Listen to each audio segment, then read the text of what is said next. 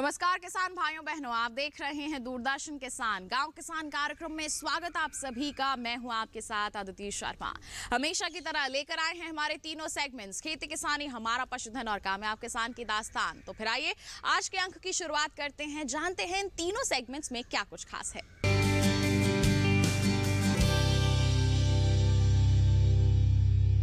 आज के हमारे इस कार्यक्रम में किसान भाइयों बहनों हम सबसे पहले बात करेंगे औषधीय पौधों की खेती के बारे में। जी हाँ, औषधीय पौधों की जो खेती है हमारे किसानों के लिए काफ़ी फायदेमंद साबित हो सकती है, क्योंकि इनकी मांग लगातार बढ़ती रहती है। दवाएं बनाने में इस्तेमाल किए जाते हैं ये पौधे, और साथ ही साथ कई तरह के कॉस्मेटिक्स प्रोडक्ट बनाने में भी इनका उपयोग किया जाता है। किसान किस तरह से इनकी खेती कर सकते हैं, अपने लिए फायदेमंद बना सकते हैं, आइए जानते हैं हमारे सेगमेंट खेती किसानी में।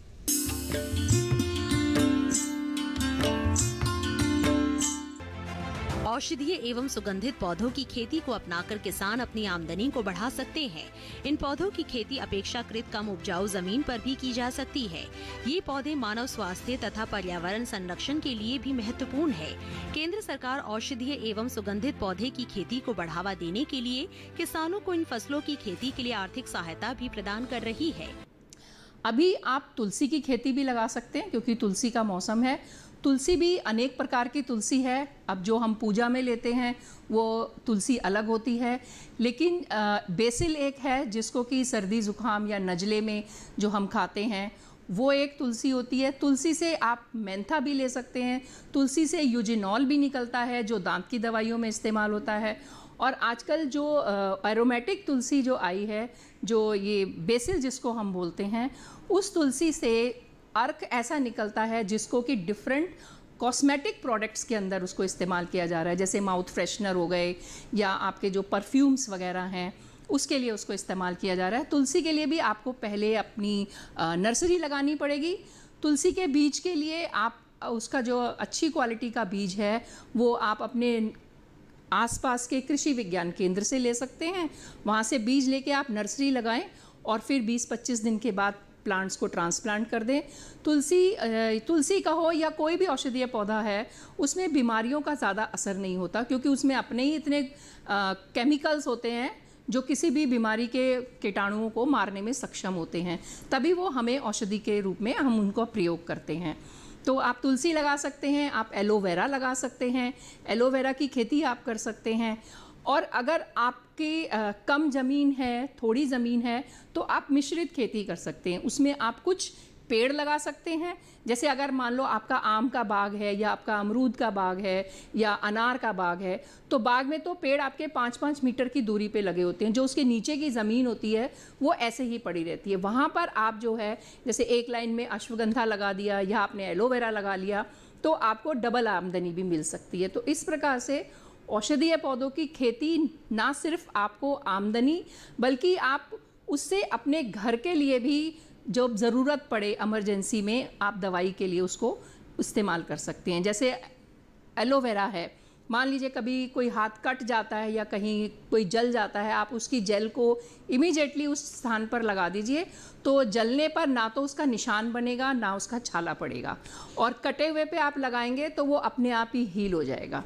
तो इस तरह से आमदनी के साथ साथ आपकी अपने स्वास्थ्य की भी रक्षा करते हैं हमारे ये औषधीय पौधे। औषधि गुणों वाले तुलसी के पौधे को वैज्ञानिक दृष्टि से भी बहुत महत्वपूर्ण माना जाता है। तुलसी एक औषधीय पौधा है जिसका इस्तेमाल कई बीमारियों के इलाज के लिए किया जाता है। इसकी शाखाएं, पत्ती और बीज सभी का अपना अपना महत्व है। प्राचीन काल से ही तुलसी के पौधों का इस्तेमाल यूनानी और आयुर्वेदिक चिकित्सा के रूप में किया जाता रहा है। तुलसी के पौधे कई प्रकार के होते हैं जो स्वास्थ्य से लेकर वैज्ञानिक और आध्यात्मिक दृष्टि से भी काफी महत्वपूर्ण है। बेसिल तुलसी या French BECIL, sweet French BECIL या बोबई तुलसी, कर्पूर तुलसी, काली तुलसी, वन तुलसी या राम तुलसी, जंगली तुलसी, होली बेसिल, श्री तुलसी या श्यामा तुलसी। तुलसी की खेती के लिए बलुई दोमट मिट्टी सबसे ज्यादा उपयुक्त मानी जाती है। इसकी खेती के लिए सबसे पहले जून-जुलाई में बीजों के माध्यम से नर्सरी तैयार की जाती है। नर्सरी तैयार होने के बाद इसकी रुपाई की जाती है। रुपाई के दौरान लाइन से लाइन की दूरी 60 सेंटीमीटर और पौधे से पौधे की दूरी 30 सेंटीमीटर रखी जाती है। तुलसी का पौधा 100 दिनों के भीतर तैयार हो जाता है। औषधीय गुणों से भरपूर एलोवेरा की बात की जाए तो ये एक छोटा पौधा होता है। इस पौधे की लंबाई 60 से 100 सेंटीमीटर तक होती है तथा इसका उपयोग में लाया जाने वाला भाग गुदेदार और रसीला होता है। बता दें कि एलोवेरा कॉस्मेटिक्स और हेल्थ ड्रिंक से दवा और खाद्य पदार्थों तक हर जगह मिल जाएगा। एलोवेरा जेल में 12 ऐसे प्राकृतिक पदार्थ होते हैं जो बिना किसी साइड इफेक्ट के किसी भी प्रकार की जलन को कम कर सकते हैं। ये लगभग 6 प्राकृतिक एंटीसेप्टिक्स पैदा करता है, जिसमें गोल्ड, बैक्टीरिया, कवक यानी फंगी और वायरस को समाप्त करने की शक्ति होती है। एलोवेरा के अज्वलनशील गुण के कारण ही इसका उपयोग कई कॉस्मेटिक प्रोडक्ट्स में किया जाता है। एलोवेरा में होते हैं 75 पोषक तत्व और 20 खनिज तत्व। एलोवेरा में पाए जाते हैं 12 विटामिन। एलोवेरा में है 18 एमिनो एसिड और 200 सक्रिय एंजाइम। एलोवेरा में पाया जाता है vitamin A, B1, B2, B6 और B12, B, C और E। एलोवेरा में कॉपर, आयरन, सोडियम, कैल्शियम, जस्ता या जिंक, पोटेशियम, क्रोमियम, मैग्नीशियम और मैग्नीज मिनरल्स। वहीं एलोवेरा की खेती की बात करें तो एलोवेरा के लिए सबसे जरूरी ये है कि खेत में ज्यादा नमी ना हो, साथ ही पानी का ठहराव खेत में ना हो। एलोवेरा के लिए रेतीली मिट्टी सबसे उपयुक्त मानी जाती है। दुनिया भर में हल्दी की जितनी खपत होती है, भारत अकेले उसका 80% उत्पादन करता है। भारत दुनिया में हल्दी का सबसे बड़ा उत्पादक देश है। हल्दी से कई तरह की औषधियाँ भी तैयार की जाती है। भोजन में हल्दी को शामिल करने से हम कई तरह की बीमारियों से बच सकते हैं, क्योंकि ये शरीर की इम्यूनिटी को बढ़ाने में मददगार साबित होता है। अगर आप हल्दी की उन्नत किस्मों की खेती करते हैं तो आपको अपनी फसल से अच्छा लाभ होता है। हल्दी की उन्नत किस्म में शामिल है सोनिया, गौतम, रश्मि, सुरोमा, रोमा, कृष्णा, गुंटूर, मेघा, सुकर्ण, कस्तूरी, सुवर्णा, सुरोमा और सुगना, पंत, पितम्ब आदि। आज के समय में दुनिया भर में औषधीय पौधों की मांग बढ़ने लगी है। इसकी वजह ये है कि चिकित्सा से लेकर अन्य कई क्षेत्रों में औषधीय पौधों को उपयोग में लाया जा रहा है। औषधीय पौधों के प्रति लोगों की जागरूकता और दिलचस्पी बीते कुछ समय में तेजी से बढ़ी है।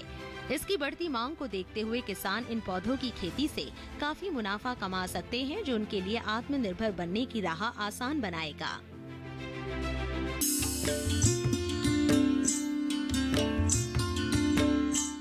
तो ये था हमारा सेगमेंट खेती किसानी। इसी के साथ बता दें आपको कार्यक्रम में वक्त हो चला है एक छोटे से ब्रेक का। आप कहीं मत जाइए, जल्द ही हाजिर होंगे। बने रहिए दूरदर्शन किसान पर, देखते रहिए हमारा कार्यक्रम गांव किसान।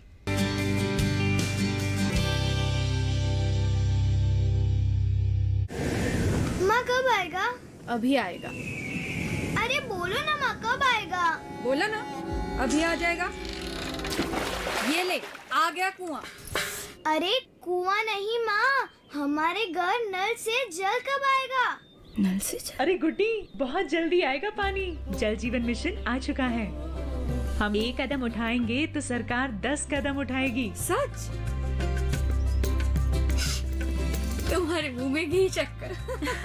घी शक्कर नहीं माँ, स्वच्छ जल। 2024 तक देश के सभी 19 करोड़ घरों में पहुंचेगा पीने का साफ पानी। अब होगा हर घर जल। जल जीवन मिशन, जल शक्ति मंत्रालय, भारत सरकार।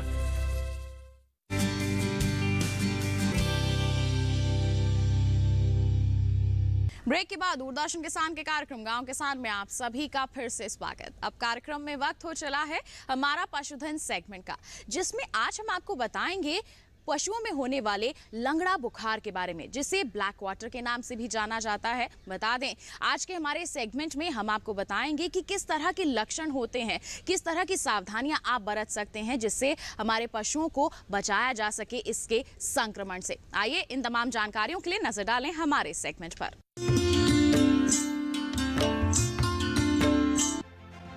बरसात के दिनों में पशुओं में संक्रमित बीमारियों का खतरा बढ़ जाता है, क्योंकि मौसम में नमी बढ़ जाती है, जिसकी वजह से जीवाणुओं को पनपने के लिए उपयुक्त वातावरण मिल जाता है। जीवाणु जनित रोगों में लंगड़ा बुखार यानी ब्लैक क्वार्टर मुख्य रूप से बरसात के दिनों में पशुओं को प्रभावित करता है। साधारण भाषा में इस रोग को जहरबाद, फट सूजन, काला बाय, कृष्ण जंधा, लंगड़िया, एक टंगा आदि नामों से भी जाना जाता है। ये रोग सभी स्थानों पर पाया जाता है, लेकिन नमी वाले क्षेत्रों में व्यापक रूप से फैलता है। ये मुख्य रूप से गौवंश में अधिक होता है। भैंसों, बकरियों, भेड़ों तथा घोड़ों में भी ये रोग होता है। 6 माह से 3 वर्ष की आयु वाले पशु जो शारीरिक रूप से स्वस्थ होते हैं, उनमें ये अधिक होता है। लंगड़ा बुखार यानी ब्लैक क्वार्टर के रोग कारक की बात करें तो ये रोग क्लोस्ट्रीडियम चौवई नामक जीवाणु से होता है। ये जीवाणु बीजाणुओं का निर्माण करता है जो प्रतिकूल परिस्थितियों को सहन करते हुए कई सालों तक मिट्टी में जीवित रह सकते हैं। ये रोग मिट्टी द्वारा फैलता है। इस रोग के जीवाणु मिट्टी में संक्रमित पशुओं के मल द्वारा या उसकी मृत्यु होने पर उसके शव द्वारा पहुँचते हैं। जीवाणु दूषित चारागाह में चरने से आहार के साथ स्वस्थ पशु के शरीर में प्रवेश कर जाता है। इसके अलावा शरीर पर मौजूद घाव के जरिए भी इसका संक्रमण होता है। भेड़ों में ऊन कतरने, पथिया करने तथा अन्य शल्य चिकित्सा के कार्यों के दौरान भी संक्रमण हो सकता है। लंगड़े बुखार के लक्षण की बात करें, पशुओं को तेज बुखार और तापमान 106 डिग्री सेल्सियस से 107 डिग्री सेल्सियस तक पहुंचना, पशु का सुस्त होकर खाना पीना छोड़ना, पशु के पिछली व अगली टांगों के ऊपरी भाग में भारी सूजन आना, पशु का लंगड़ा कर चलना या फिर बैठ जाना, सूजन वाले स्थान को दबाने पर कड़कड़ की आवाज होना, पशु के पिछले पैरों को अधिक प्रभावित करता है ये रोग, सूजन घुटने से ऊपर वाले हिस्से में होना, सूजन का शुरू में गर्म एवं कष्टदायक होना, सूजन की जगह पर चीरा लगाने पर काले रंग का झागदार रक्त निकलना, सूजन पैरों के अलावा पीठ, कंधे और अन्य मांसपेशियों पर होना, सूजन के ऊपर वाली चमड़ी का सूख कर कड़ी होना, लक्षण प्रारंभ होने के 1-2 दिन में ही रोगी पशु की मृत्यु का होना। आमतौर पर उपचार अप्रभावी होता है जब तक कि बहुत जल्दी उपचार नहीं किया जाता। यदि पशु चिकित्सक समय पर उपचार शुरू कर भी देता है, तब भी इस जानलेवा रोग से बचाव की दर काफी कम है। ऐसे में सूजन को चीरा मारकर खोल देना चाहिए। बीमार पशुओं को स्वस्थ पशुओं से तुरंत अलग करें ताकि फीड, चारा और पानी को बीमारी के जीवाणुओं के संक्रमण से बचाया जा सके। भेड़ों में ऊन कतरने से 3 माह पूर्व टीकाकरण करवा लेना चाहिए, क्योंकि ऊन कतरने के समय घाव होने पर जीवाणु घाव से शरीर में प्रवेश कर जाता है, जिससे रोग की संभावना बढ़ जाती है। आमतौर पर मरे हुए पशुओं को जमीन में कम से कम 5 से 6 फुट गहरा गड्ढा खोदकर और चूना एवं नमक छिड़क कर गाड़ देना चाहिए। टीकाकरण की बात की जाए तो लंगड़ा बुखार के लिए 6 महीने या उससे अधिक उम्र के सभी पशुओं को साल में एक बार बरसात के मौसम के शुरू होने से पहले यानी मई-जून महीने में लंगड़ा बुखार का टीकाकरण करवाना चाहिए।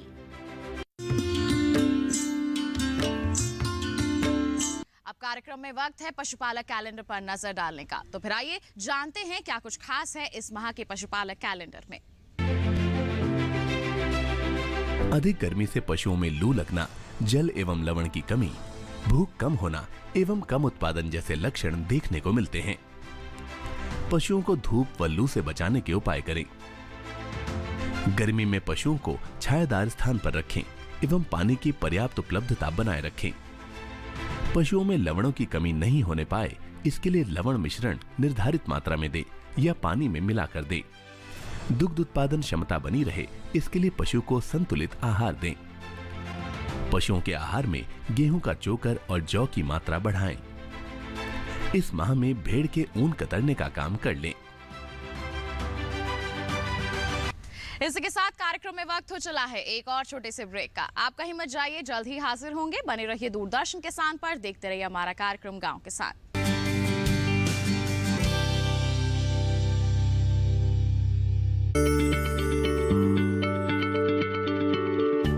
क्या आप किसी बीमारी से परेशान हैं? चाहते हैं डॉक्टर की सलाह? तो हम हैं आपके साथ, बताएंगे आपको जीने की राह। समस्याएं आपकी, समाधान देश के मशहूर विशेषज्ञों के। घर बैठे बात करें देश के जाने माने डॉक्टरों से। हमारे लाइव प्रोग्राम स्वस्थ किसान में हर शनिवार शाम 6 बजे से 7 बजे तक।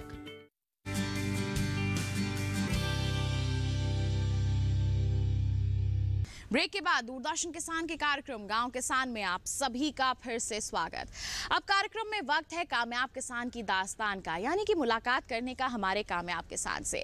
आज के जो हमारे कामयाब किसान हैं, उन्होंने सरकार और साथ ही साथ हमारे कृषि वैज्ञानिकों की मेहनत को अपनाया है। जी हाँ, नई नई तकनीकों को अपना करके हमारे किसान सफल हो रहे हैं और आज के हमारे सफल किसान प्रीतम सिंह ने भी कुछ ऐसा ही किया है। जैविक खेती को अपनाए हुए हैं, आधुनिक तकनीकों को अपनाए हुए हैं। आइए मुलाकात करते हैं इनसे, जानते हैं कैसा रहा है इनका कामयाबी का सफर।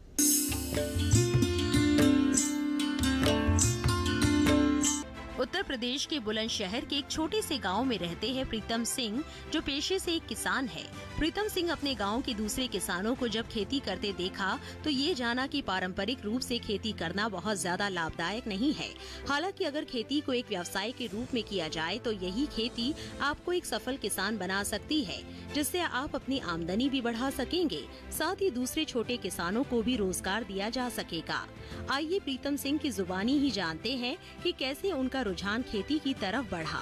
मेरा जन्म 19/4/1961 में गांव नेकपुर जिला बुलंदशहर में हुआ, लेकिन जो खेती की तरफ जो रुझान है वो 2005-06 में एक पाठशाला चली थी आकाशवाणी और भारतीय कृषि अनुसंधान संस्थान पूसा नई दिल्ली की।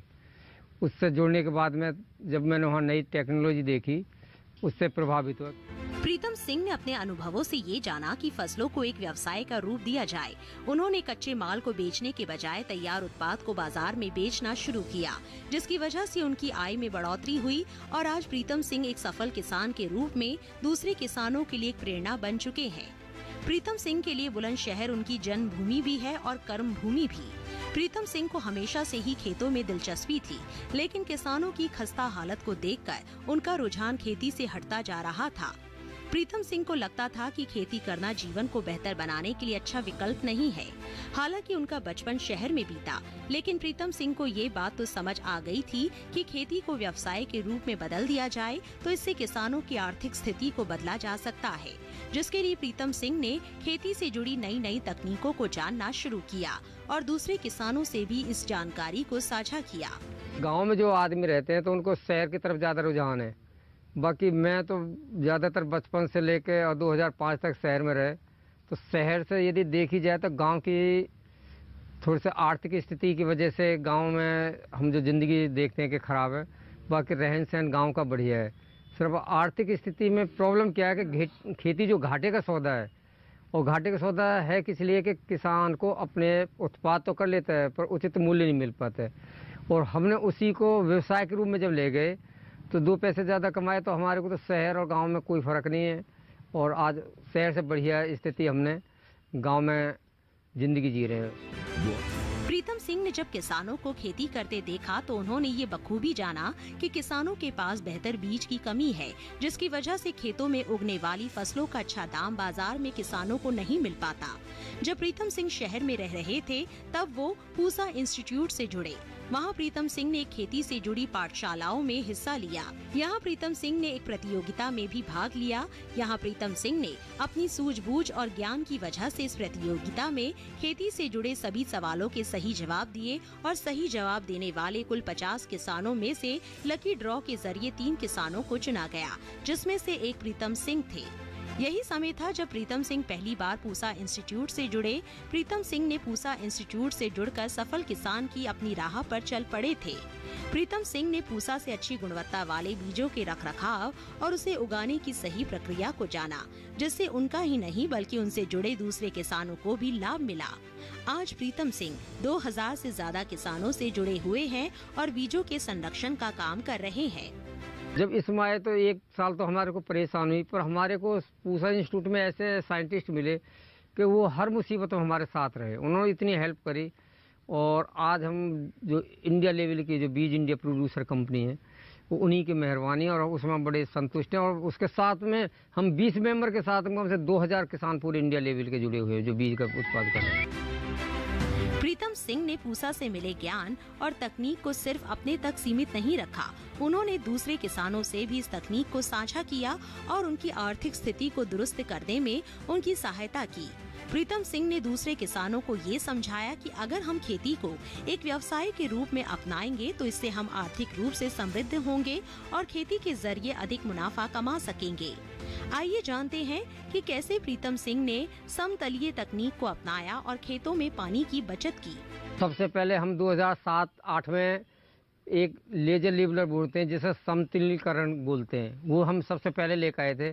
तो उस टाइम तो कमी करे, पर अब हमारे गांव की बात करें या आसपास के गांव की बात करें तो 90% सबका समतलीकरण खेतों का हर किसान निकले, उससे करीब 30 से 35% पानी की बचत है। साथ साथ में पहले छिड़कमा विधि से गेहूँ बोते थे, अब सब सीड ड्रिल से करते हैं, तो उससे पैदावार में भी फर्क पड़ा है और जो जर्मिनेशन और ईल्ड में भी फर्क पड़ा। नई तकनीक के जानकार प्रीतम सिंह ने गेहूं बोने की नई तकनीक को अपने क्षेत्र के किसानों के साथ साझा किया, जिसकी वजह से किसानों की पैदावार बढ़ी और उनकी आय में भी इजाफा हुआ। प्रीतम सिंह ने हमेशा किसानों को सफल किसान बनने के लिए एक ही मूल मंत्र दिया, अगर वे अपनी फसल को कच्चे माल के तौर पर बेचेंगे तो ये उनके लिए घाटे का सौदा होगा, लेकिन अगर उसी फसल को एक तैयार माल के रूप में बाजार में बेचा जाएगा तो उन्हें उस फसल की अच्छी कीमत मिलेगी। प्रीतम सिंह के मुताबिक किसानों को किस तरह के बीजों का इस्तेमाल अपने खेतों में करना चाहिए जिसमें किसानों की फसल तैयार माल के रूप में बाजार में बेची जा सके। साइंटिस्ट वाले जो उस पर जाएंगे फार्मूला पे, तो जिस प्रजाति का बीज है वो प्योर बीज होना चाहिए। प्योर का मतलब है कि जो भी हमारे फिजिकल प्योरिटी है, जर्मिनेशन प्योरिटी है, वो मानक के आधार पर होनी चाहिए। जैसे हम कोई भी बीज ले रहे हैं तो उसमें 98% उसी प्रजाति की बाली, उसी प्रजाति के कलर, उसी प्रजाति के मतलब लंबाई, पत्ती एक जैसी होनी चाहिए। तो बीज और अनाज में ये फ़र्क है। पर साथ में हम क्या करते हैं, जैसे अब हमने बीज 100 कुंटल रोक लिए और हमने बेचा और उसमें 80 कुंटल बिक गया, 20 कुंटल रह गया, तो फिर भी वो अनाज नहीं है, उसको हम प्रोसेस करते हैं। जैसे मैदा बना दी, आटा बना दिया, दलिया बना दिए। प्रीतम सिंह बीजों को लेकर काफी गंभीर है। किसान भाई अक्सर ऐसे बीजों का चयन करते हैं जिससे उनकी फसल तैयार माल के रूप में बाजार में बेची नहीं जा सकती, लेकिन किसान अगर सही बीजों का चयन करे तो उन्हें अच्छी फसल के साथ साथ उसकी अच्छी कीमत बाजार में मिल सकती है। प्रीतम सिंह खुद ही बीजों की बुआई और कटाई का काम करते हैं। साथ ही वे ये भी सुनिश्चित करते हैं कि उनके द्वारा तैयार किए गए बीजों की गुणवत्ता कैसी है और फसल की पैदावार कैसी हुई है। जाहिर है कि उनके द्वारा तैयार किए गए बीजों से किसान भाइयों को अच्छी फसल मिलती है। Final view. आज भी प्रीतम सिंह अपने खेतों में खेती करते हैं, अपनी गाय भैंसों के लिए उसी सादगी से चारा काटते हैं। प्रीतम सिंह का बीजों के प्रति ये प्यार ही तो है। उन्हें जब भी मौका मिलता है तो वो किसानों के साथ बीजों से जुड़ी जानकारी साझा करते हैं। प्रीतम सिंह ने दूसरे किसानों को वैज्ञानिक तकनीक से खेती को और बेहतर बनाने पर जोर दिया, जिससे किसानों की आय बढ़े और उनकी आर्थिक स्थिति बेहतर हो।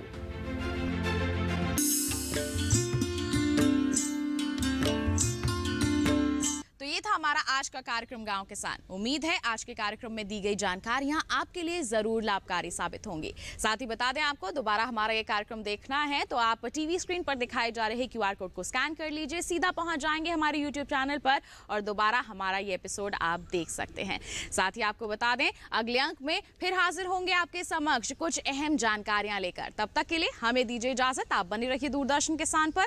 नमस्कार।